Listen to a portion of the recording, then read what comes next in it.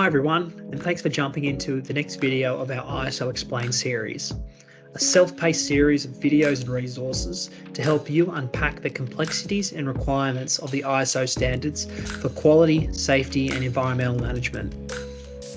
The goal of this series is to help business owners and managers who may not have a background in ISO or management systems gain an understanding of these standards to ultimately align their businesses to these frameworks to win more contracts, reduce costs and improve efficiencies. In this section, we are exploring Clause 9, Performance Evaluation. This clause is all about measuring and analysing and evaluating your management system's performance.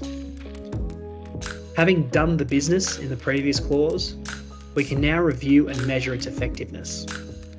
When reviewing this clause, I always think of Einstein's famous quote about the definition of insanity and how it is doing a repeated action or task repeatedly and expecting a different result. This section allows us to take the time to review our system and its effectiveness, generate meaningful data that can be drawn upon in our management review meetings to identify and plan for changes to improve the system and business performance. The first area here to consider is about monitoring, measurement and evaluation, meaning that you are required to determine what needs to be monitored and measured, as well as how it will be measured to deliver comparable, reproducible results. A range of metrics and measurements need to be developed, collated and reviewed on a regular basis, and included in the management review process. Using the measurement, analysis and improvement document, along with the monitoring and measurement template, you will have a great starting point on the required areas needed to be measured and evaluated. The next area needing to be addressed here is internal audits. These audits will help you gather evidence by evaluating aspects of your management system to objectively review its performance regularly. You may determine the time frame of your audit program and you should take into consideration factors such as your organisation size, complexity of your products and services, health of your management system, your customer, and other such requirements. The most common time frame is 6 months, however you can adjust this based on your factors previously mentioned. When conducting these audits, it's important to use Form F5.19, the Internal Audit Report.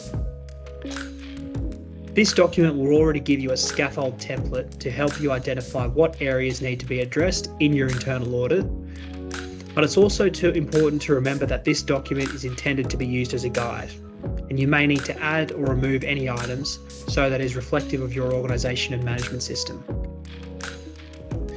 Another important aspect to consider here is how these audits are reported. Using the previously mentioned template is a great starting point. However, it can provide some limitations around reporting and follow-up. Here, you can leverage SafeWrite's online audits and inspections builder, giving you the opportunity to conduct these internal audits online and instantly generate detailed reports for the management team. It's also helpful for any other recurring checklists, inspections or reviews that you and your team need to conduct. Now, the final aspect need to be taken into consideration here is the management review itself. Now, we've mentioned these management review meetings a few times in previous videos.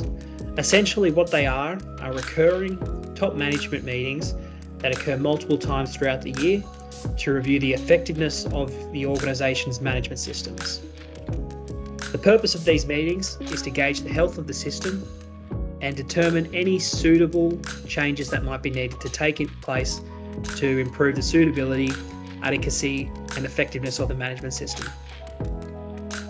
Similarly, you can use the Form F5.26, the Management Review Meeting Record, as a starting point with its sample agenda items for your management review meetings.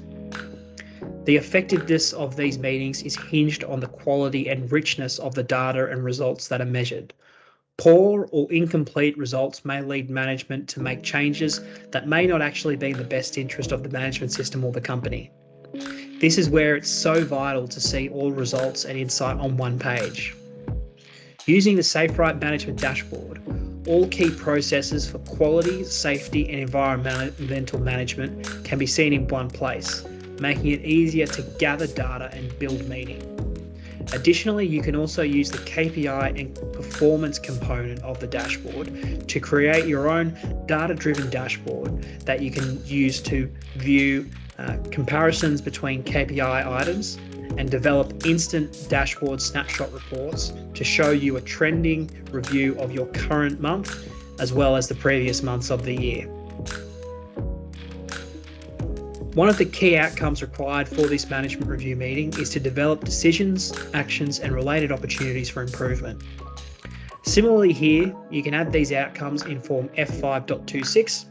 However, keeping these decisions and actions in paper format could leave you open for instances of human error, such as what we went through in the previous video.